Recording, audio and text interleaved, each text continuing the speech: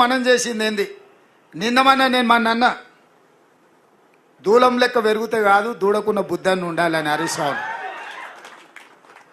మొన్న అన్నాడు, నేను 15 ఆగస్టు లోపల 2 లక్షల రూపాయల రైతు రుణమాఫీ చేస్తాను. నేనంటే రేవంత్ రెడ్డి నువ్వు 15 ఆగస్టు లోపల చేయకపోతే నువ్వు రాజీనామా చేయాలా, నువ్వు చేస్తే నేను ఎమ్మెల్యే పదవికి రాజీనామా చేసి మళ్ళీ సిద్దిపేటలో పోటీ చేయని అన్నాడు.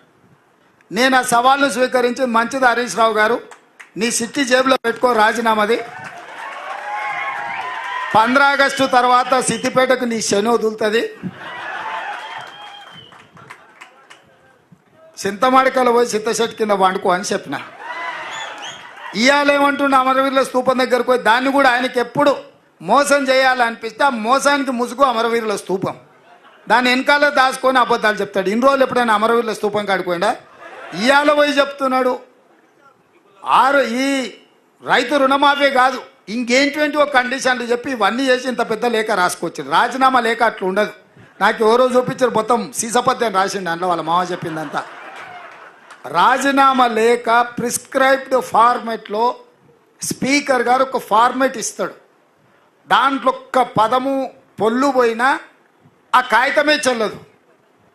మళ్ళీ ఈయన సీసపద్యం అంతా రాసుకోవచ్చండి. సీసపద్యం రాజీనామా పత్రం చెల్తుందా? పెద్ద తెలివి అనుకుంటుండే ఆయన.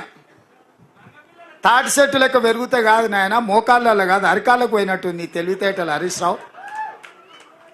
ఇప్పుడు కూడా నేను చెప్తున్నా హరీష్ రావు, నీ సవాల్ను స్పష్టంగా మేము స్వీకరిస్తున్నాం. 15 ఆగస్టు లోపల 2 లక్షల రూపాయల రుణమాఫీ చేస్తా, నీ రాజీనామా రెడీగా పెట్టుకో.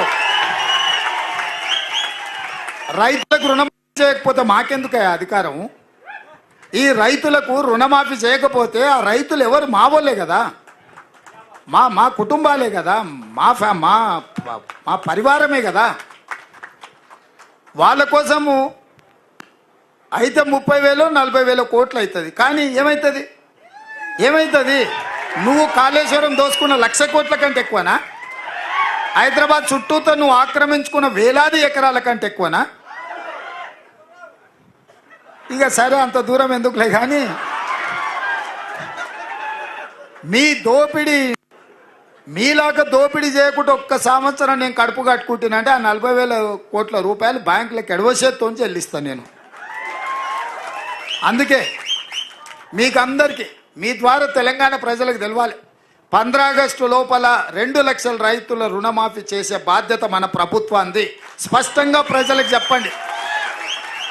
రెండవది, బీజేపీ గెలిస్తే ఎస్సీ ఎస్టీ ఓబీసీ మైనారిటీ రిజర్వేషన్లు రద్దు అవుతాయి.